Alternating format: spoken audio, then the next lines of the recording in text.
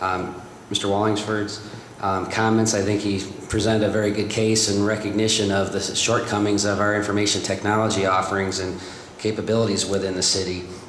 No matter how a IT organization is developed, you could take 10 professionals to identify the best path to approach, and you'd probably find 10 different scenarios.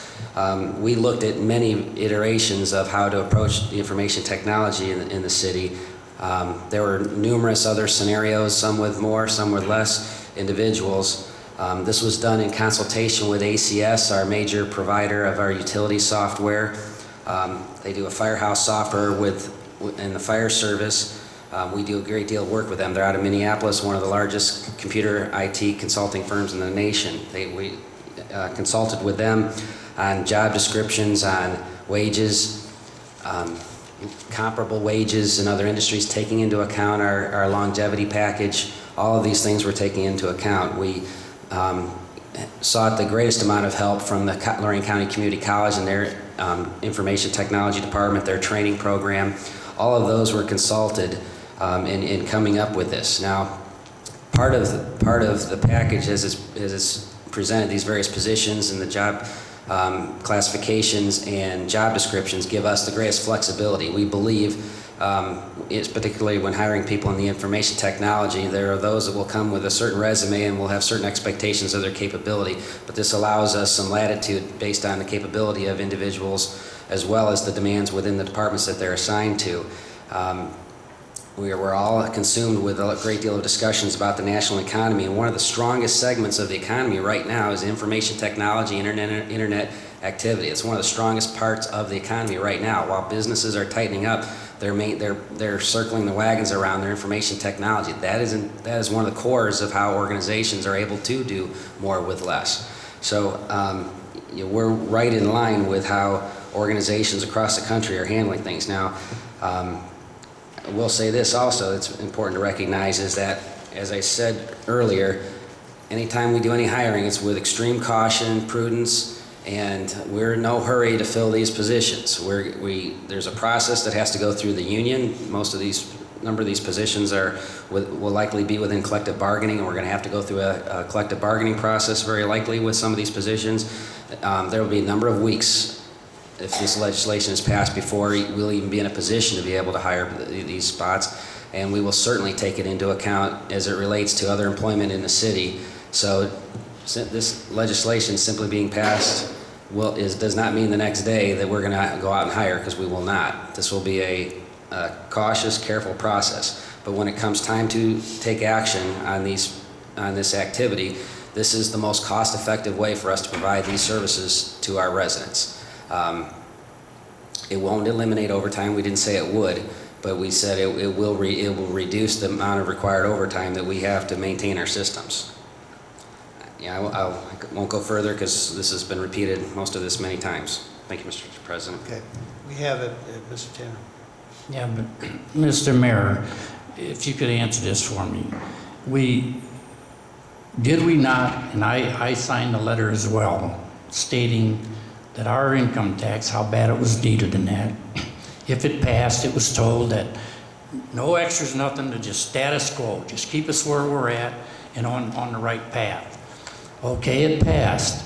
Then rates come up now, okay? Within those rate increases, and we need this done, sorry to say, but we do. We've waited too long. It's our fault in a way too.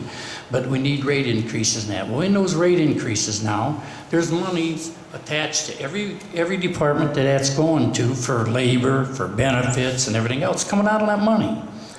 So out of that new money we're drawing, we're making from the increases. So where are we with those increases? That should take some burden off of the general fund in regards to the money that these people are being paid because they work down in the water department, whatever, 40% here, 20%, all the way you break everything up. So I feel like a trader that now, okay, we got everything and everybody's thought we're set and we got a path and we know where we're going, and now boom, we start raises, this and that. it's just out of line. You know and I know that I think your next raises are with your union people, which might be 3%, 2%, 2.5%, might be nothing, might be a freeze, maybe they'll consider 2 because of where we're at. But whatever that raise is, if any, we turn around then the salary people get that raise as well. We don't keep the secretaries and them from not taking part in those raises too, of the union people.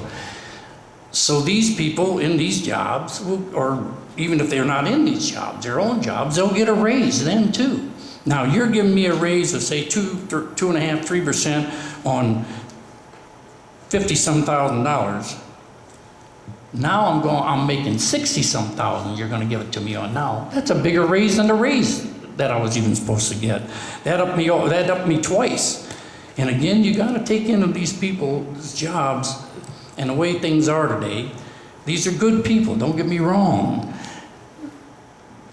But these people, there's nobody that can't be replaced, okay? And if these people cannot see what's going on and hold to something, well, really, they haven't got a choice. So we've got to do it because they can't do it, really. I'm sure they're not going to say, no, don't give me $15,000 raise, that would be asking too much. But again, you can get somebody in here to do these jobs, and probably cheaper because of the fact of there's not much bargaining out there when there's no jobs. You know what I mean? They can't just, oh, nope, I don't want it, I'm not taking it, goodbye. If they do, don't let the door hit them on the way out. But it isn't that way. It isn't that way. We're not in a position, and neither is anyone else, to actually put too much of a demand on you. Yes, give them a raise, the director, the assistant, mainly, because those are the guys that are going to be the fall guys. But not with between two guys, what is it, over $15,000, $16,000, $20,000. It isn't practical. And how do you sell this to people is beyond me. I don't think you can, because no one has told me this is a good deal. Other than that, yeah, they should have it, but they should be working for what you just reassigned. Here's your job now. And I don't know why I can't get that across to you, but that's the way it is. When they come to work, they know what you're making. I ran for council, I'm on council, I knew what I was making before I come. Now to ask for a raise, to me, is crazy. I knew what I come here willingly, and I ran and paid to get this job. It wasn't for Larry Tanner to get rich, believe me. It was to be here and fight stuff like this, to be honest with you. And this is because people are talking to me the same way. And they are very disappointed in a lot of the council members who are standing there and going with this. And they've named them by name. And I'm telling you, what goes around comes around. And people better start thinking of that. I mean, you're just helping yourself if you can't lead this city in the right way. You're not helping yourself at all. Mr. Craig. There are several aspects of this package that are non-essential. Reorganize by all means. I think we need to do that. But we need to focus on the critical aspects of the needs of the city and not, if there is indeed no hurry to fill some of these other positions and some of these other tasks are more collateral tasks, then let's wait until we're in a better position to do that, until we have some more certainty. As Mr. Tanner said, people are lucky right now to have a job, and we don't need to throw money at them to make sure that they stay and keep a job, especially with a good employer like the city of Elyria. Yeah. Last comment, Mr. President. To a couple of Mr. Tanner's points, you raised a good point that I don't think was emphasized enough. It was talked about in committee, but I'll recall it here. It's about approximately, I believe, 40% of this overall cost will be associated with the general fund. 60% of these overall funds will be spread across the other enterprise funds. So when comparing funds spent here versus police and fire, what have you, there's 40% approximately of this would be against the general fund.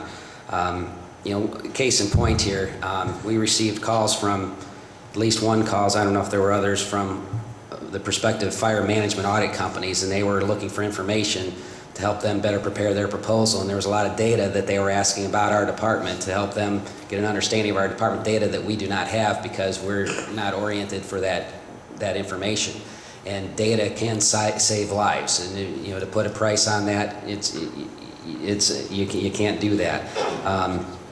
But, and I'm trying to think with some of your other points here, Mr. Tanner. You know, the 40%. Now, I don't recall. Was there a question or two that you had for me that you spoke at length, and I lost track of some of your points here?